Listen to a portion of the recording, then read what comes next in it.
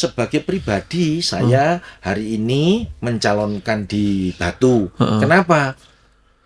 Hakikat berpartai itu kan pengen, artinya untuk mendapatkan kekuasaan. Kekuasaan berakhir, tujuan akhirnya adalah untuk membangun kesejahteraan. Maka pikiran besar saya adalah bagaimana kami ini bisa mensinergikan. Nah, gitu toh, tiga sosok pemimpin di Malang Raya ini menjadi satu kesatuan yang bagus. Karena membangun Malang ini tidak bisa ego sektoral.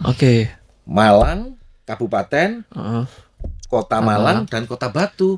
Pada saat pemimpinnya ini sevisi sepandangan, gitu ya, punya alur pikir yang sama, saya pikir kan bagaimana membangun kebersamaan Malang Raya ini akan cepat. Hai Tribuners, kembali lagi bersama saya Budi Akbar di acara Malang Live, Mata Lokal Memilih.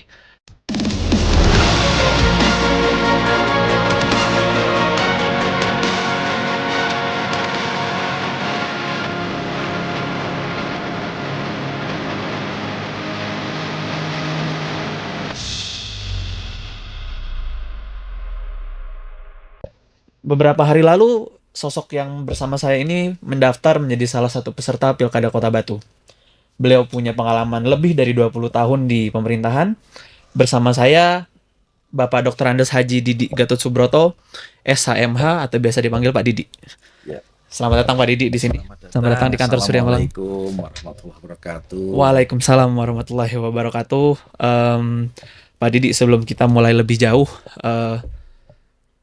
sebenarnya siapa Pak Didi ini?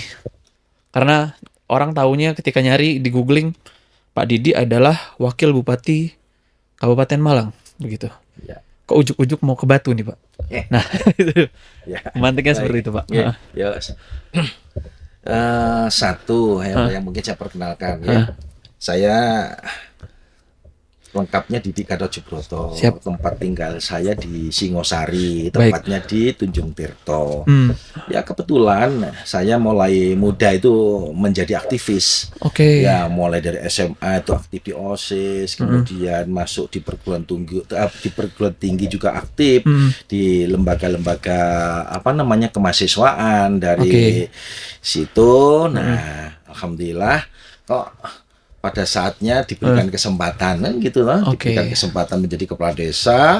Itu mulai tahun awal 97 ya. 97 sampai 2013. Tidak kurang antara 17 tahun. Dengan 2 kali masa jabatan. Nah, kebetulan di tengah-tengah perjalanannya saya karena orang pergerakan diberikan amanah oleh teman-teman. Teman-teman menjadi ketua asosiasi kepala desa di mulai dari tingkat kabupaten, tingkat provinsi sampai di tingkat pusat. Nah, menarik. Itu kira-kira kemudian berakhir tahun 2013. Nah, saya diminta artinya waktu itu berhenti kepala desa. Nah, bersamaan dengan masa pemilihan legislatif. Akhirnya dari berbagai teman-teman yang mengajak kami, akhirnya waktu itu saya memberikan keputusan memilih melalui jalur Partai Demokrasi Indonesia Perjuangan atau dikenal dengan PDI Perjuangan. Nah, akhirnya saya masuk pada kontestasi Pileg. Alhamdulillah yang pertama 2014, 2019 saya terpilih. Nah, dengan proses ya 2,5 tahun pertama saya menjadi anggota, kemudian 2,5 tahun berikutnya saya diberikan amanah oleh partai memimpin ketua komisi 1. Nah, itu kemudian berakhir 2019, proses politik berlangsung kembali, pemilihan. Nah, saya untuk yang berikutnya saya diberikan amanah kembali oleh DPP partai, diberikan kepercayaan menjadi ketua DPC PDI Perjuangan Kabupaten Malang. Mulai tahun 2019, insya Allah sampai sekarang. Dan 2019 saya terpilih kembali untuk DPR yang kedua. Karena kami ini diberikan amanah sebagai ketua DPC, nah ex officio saya diberikan kepercayaan juga oleh partai diminta atau ditunjuk sebagai ketua DPRD Kabupaten Malang. Oke. Itu 1 tahun berjalan. Jalan. Begitu Oke. kira-kira. Berarti kalau bisa disimpulkan berangkat dari kepala desa, lalu jadi dari DPRD 2 periode, Ya, lalu menjadi bupati. ya wakil bupati. Wakil bupati. Ya. Mohon maaf. Nah, sebelum kita jauh lebih banyak bahas soal pemangku kebijakan atau soal kursi pemerintahan ini, Pak, tim kami juga beberapa kali riset juga soal Pak Didi, yang ternyata memang besar dan sekolah di Singosari dan juga Malang. Tercatat di SD Tunjung Sirto Singosari, Ya. terus SMP di SMPN 1 Singosari, Ya. lalu juga di SMA Taman Siswa. Ya. Yang menarik sebenarnya kenapa dari Singosari waktu itu ke Malang untuk sekolah di SMA Taman Siswa, Pak Didi? Iya. Ya, sebenarnya pada waktu itu kan gini, saya mulai dari SD, SMP, kemudian mengambil SMA, ya pilihan saja. Oh, pilihan saja. Ya pilihan saja. SMA, Taman Siswa, satu diantaranya kan di sana ada sesuatu kelebihan. Apa, Ada Pak? satu kelebihan diantaranya adalah bagaimana di sana ada pendidikan budi pekerti yang sebenarnya yang cukup luar biasa. Di zaman itu ya, Pak Ya, ya? di zaman itu ada Oke. pendidikan budi pekerti yang tidak diberikan di sekolah-sekolah lain. Oke. Nah, itu kira-kira sehingga orang tua waktu itu memberikan pilihan udah di Taman Siswa. Nah, Oke. kira-kira seperti itu. Nah, memang Taman Siswa kan belakangan SMA-nya cukup terpuruk ya, Pak Didi ya. Tanggapan jenengan soal ini bagaimana, Pak Didi? Ya tentunya karena satu turunnya sekolah-sekolah swasta itu kan dibarengi dengan angka natalitas. Oke. Yang pertama itu, yang kedua, pemerintah juga hari ini utamanya pemerintah sekarang banyak mendirikan sekolah-sekolah negeri. Oh, zaman itu nggak banyak sekolah negeri. Tidak banyak. Oke. Tidak banyak. Ada sekarang SMA, kemudian SMK. Nah, sementara angka kelahirannya Oke. Nggak begitu. angka kelahirannya ini berhasil pemerintah mampu menekan angka kelahiran, angka natalitas. Oke. Ini juga terjadi di seluruh SD sekarang. Oke. Hampir semua SD itu kan jumlah siswanya tidak terlalu banyak. Iya, Maka iya. ini kan menjadi problem bersama yang ke depan harus dicarikan solusi. Oke. Bagaimana kependidikan kita itu ya ini harus bisa secemerlang dulu, Iya, iya. sehingga high cost Iya. cost terkait perawatan, bagaimana pembiayaan sekolah, kemudian guru dan Iya, proses. iya, iya. Kalau pembelajaran sebenarnya aktif, lebih bagus. Oke. Tetapi kan high cost-nya menjadi lebih besar. Oke. Nah, dari lulus kuliah itu lanjut ke UMM, ambil ilmu kesejahteraan sosial, Ya, Pak Didi. Nah, dari situ sebenarnya jiwa-jiwa aktivis Pak Didi jalan juga ya. ya. Dulu sempat bergabung sama apa aja, Pak Didi, Ya, kegiatannya? saya mulai di HMJ, Oke. mulai di Senat, kan Oke. begitu. Kemudian dengan organisasi-organisasi sosial lainnya di Oke. luar, kan Oke. gitu. Nah, kalau misalnya ilmu kesejahteraan sosial sebenarnya yang dulu dipelajari sama yang saat ini Pak Didi menjabat atau sehari-hari untuk pekerjaannya memang ada hubungannya atau tidak, Pak? Ya, yang namanya kesejahteraan itu kan sebenarnya bagaimana kita memberikan apa ya sebenarnya kita bisa menciptakan atau membuat ruang-ruang membuat orang itu nyaman. Oke. Bagaimana membuat orang itu nyaman? Ya tentunya banyak teori. Nah, bagaimana ternyata setelah masuk di eksekutif, Oke. nah, ini bisa kita eksekusi. Oke, menarik. Karena kesejahteraan sosial kan memang instrumennya banyak ya, Pak ya. Ya. Panjang sekali gitu. Kita bicara sosial, agama, budaya, kesenjangan juga seperti itu. Ya, Nah, untuk lebih lanjutnya sebenarnya dari yang Pak Didi pelajari, lalu yang sampai hari ini Pak Didi terapkan dalam kepemerintahan, berapa banyak sebenarnya berapa persen gitu Pak yang teraplikasi di pekerjaan sekarang gitu? Kalau seperti sebenarnya ya hampir seluruh berseluruh. komponen kehidupan ini berakhir pada yang namanya kesejahteraan. Oke. Maka ya seluruh komponen kehidupan itu kan berakhir yang namanya sejahtera. Artinya sejahtera termasuk pada sisi spiritual. Spiritual itu di saat kita sudah bisa menghambakan diri kepada Tuhan dengan sebaik-baiknya, ada rasa nyaman pada diri kita bahwa sebenarnya kita kan sudah sampai di sana kalau menurut saya. Hampir semuanya. Berarti bukan cuma masalah fisik juga tapi spiritual juga. Iya. Ya? Sampai semua faktor itu jalan gitu. Iya. Nah, kita bicara masuk lagi soal pencalonan Pak Didi dari Bupati Malang ke Kota Batu nih. Ya. Nah, pendekatan yang diambil oleh Pak Didi kan lumayan cukup, dari Bupati ke Wali Kota yang dua daerahnya mungkin berbeda. Apa alasan utama Pak Didi tidak mencalonkan lagi di kabupaten, malah mencalonkannya di Kota Batu? Ya. Satu sebenarnya kan kalau ini kan panggilan. Panggilan. Ya kebetulan saya ini pernah ikut kontestasi juga di Batu pada tahun 2012. Nah, bersama-sama dengan waktu itu kontestasi wakil wali kota. Alhamdulillah waktu itu artinya yang mendapatkan rekomendasi adalah Mas Punjul. Nah, Mas Punjul masuk di sana, saya masih belum berkesempatan. Nah, saya diberikan kesempatan masuk masih kepala desa sampai 2014. Nah, 2014 saya baru bergabung secara resmi di partai, artinya masuk di fraksi PDI Perjuangan. Nah, bersamaan dengan itu, hari ini kan Batu itu kan pemerintahannya itu kan sudah berakhir, Bu Dewanti.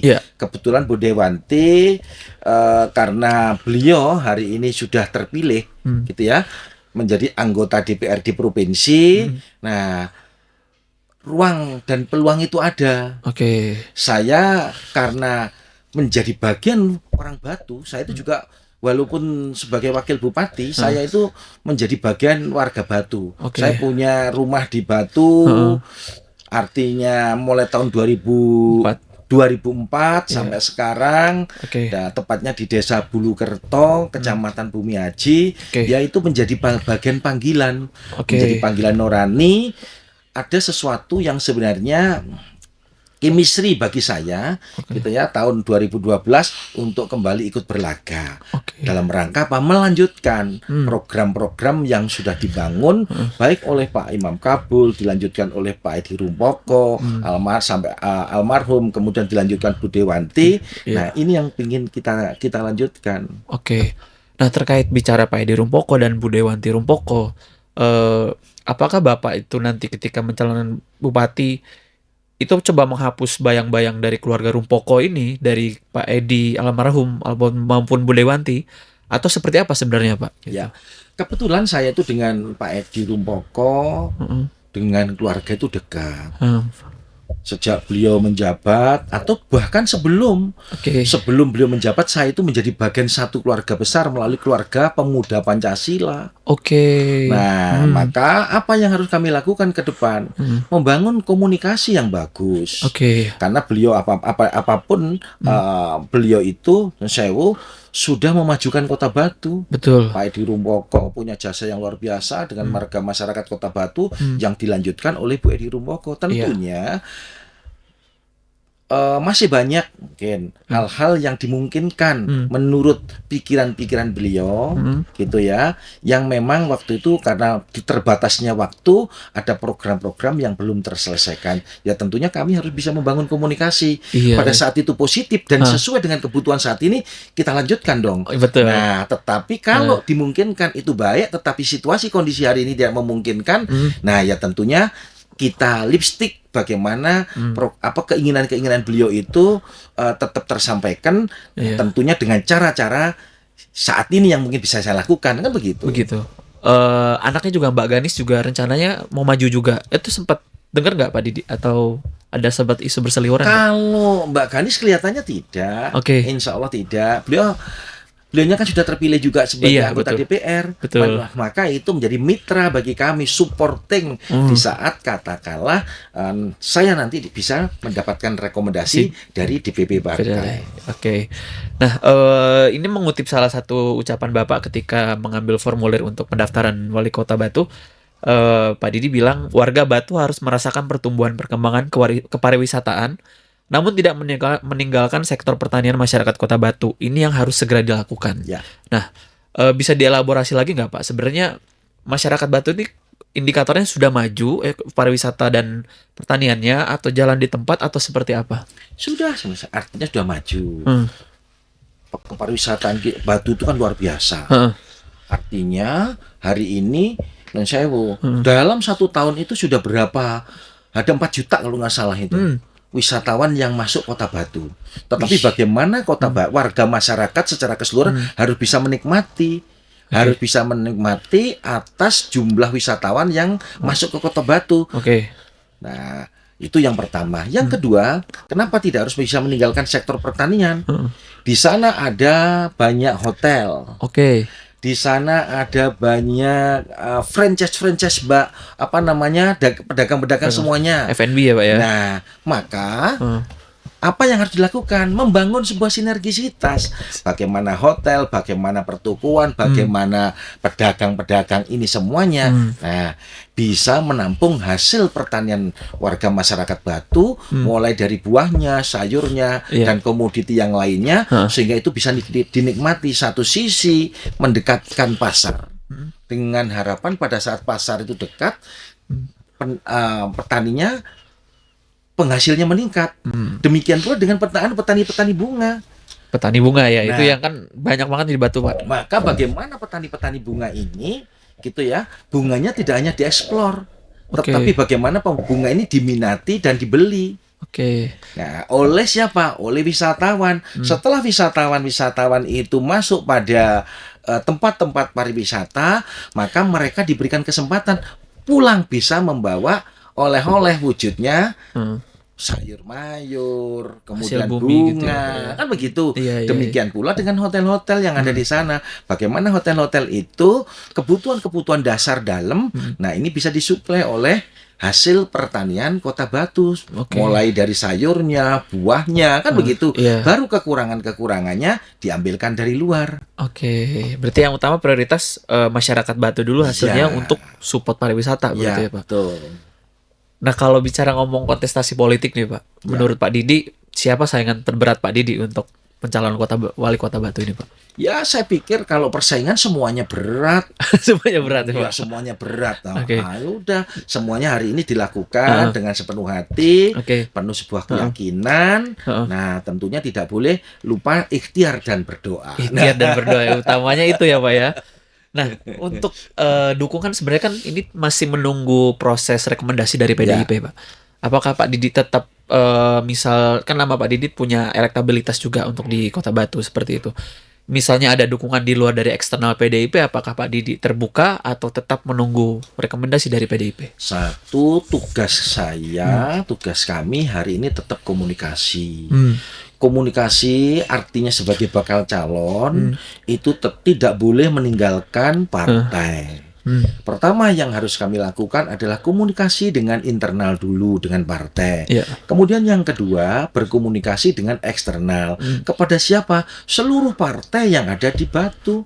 Hari ini kalau di Batu itu, mohon maaf, yang berkesempatan untuk mencalonkan bisa PKB punya 6 kursi, PDI 6 kursi, tetapi pimpinan sekarang didapatkan oleh teman-teman PKB karena ada selisih sedikit. Kemudian yang kedua, yang ketiga kita punya Golkar, sahabat-sahabat Golkar, ada Gerindra, ada Nasdem dan Demokrat.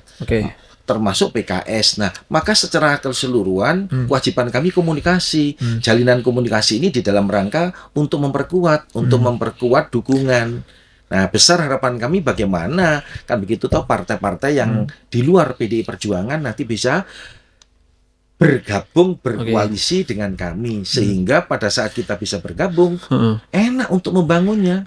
Karena semuanya dalam sinergitas yang sama gitu ya Pak ya.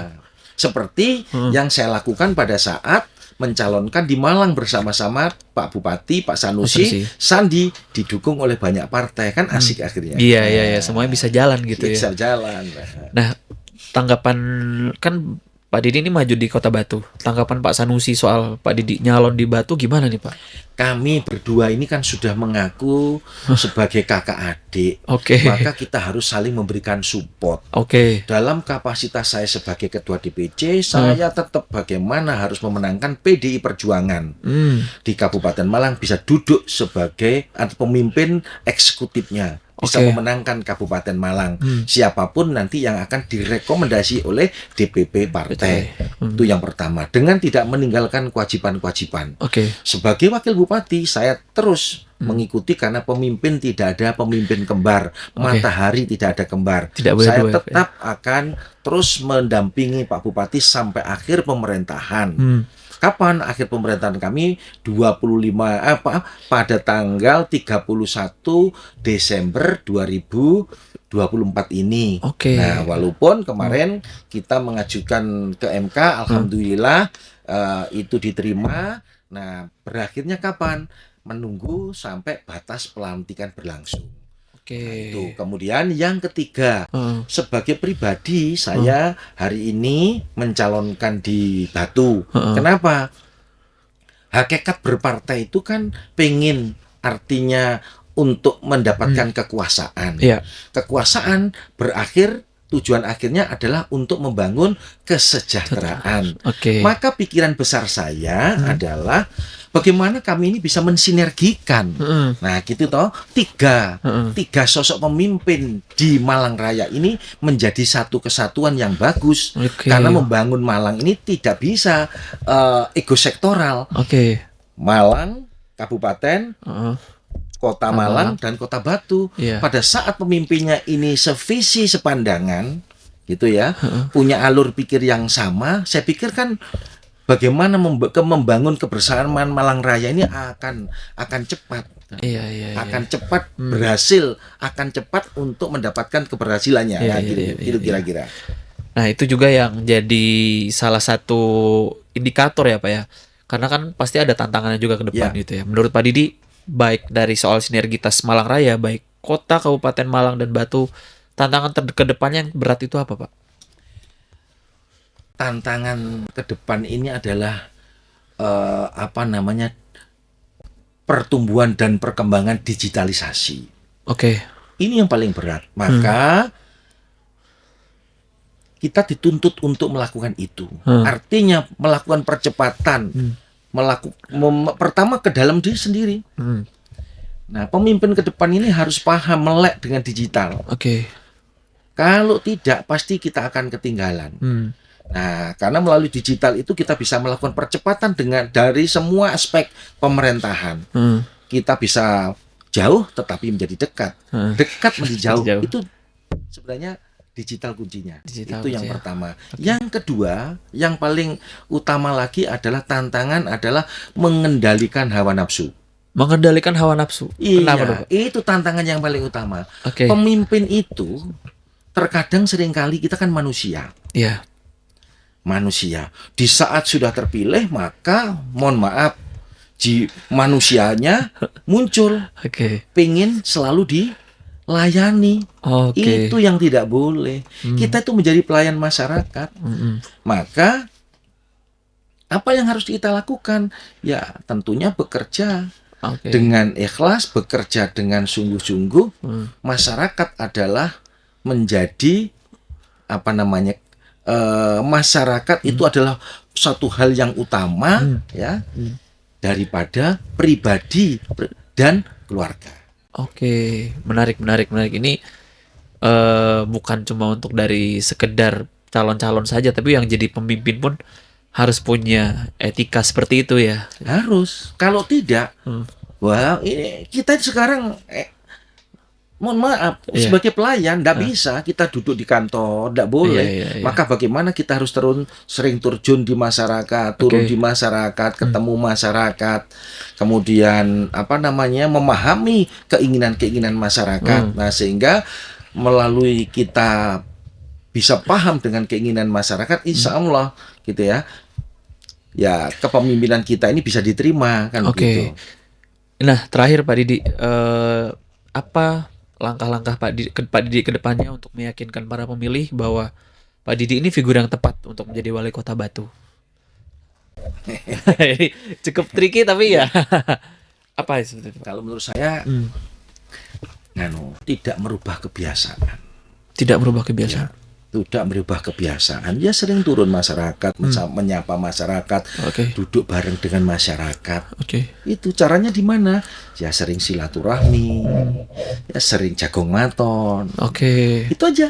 Pada saat kita mau, kemudian yang kedua, jangan membeda-bedakan. Oh, ini adalah kelompok A, ini kelompok B, kelompok C, itu yang nggak boleh. Dibeda-bedakan itu ya, Pak? Itu nggak boleh. Kalau saya, seperti itu.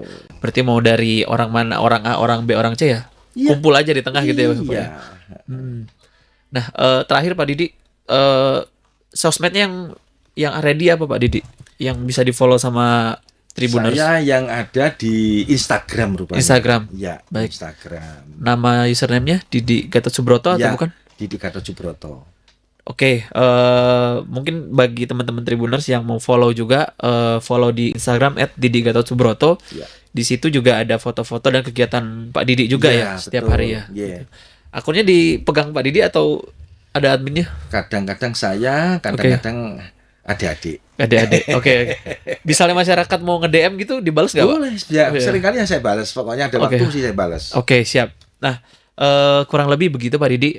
Mudah-mudahan dapat rekomendasi dari DPP PDIP dengan segera. Dan juga langkah berikutnya adalah pasti kampanye juga, masa kampanye, dan semoga sukses dari kami. Saya akhiri, terima kasih Pak Didi sudah berkunjung ke kantor Tribun. Terima kasih Tribuners. Bersama saya tadi sudah interview dengan Pak Didi. Wassalamualaikum warahmatullahi wabarakatuh. Download Tribun X sekarang. Menghadirkan lokal menjadi Indonesia.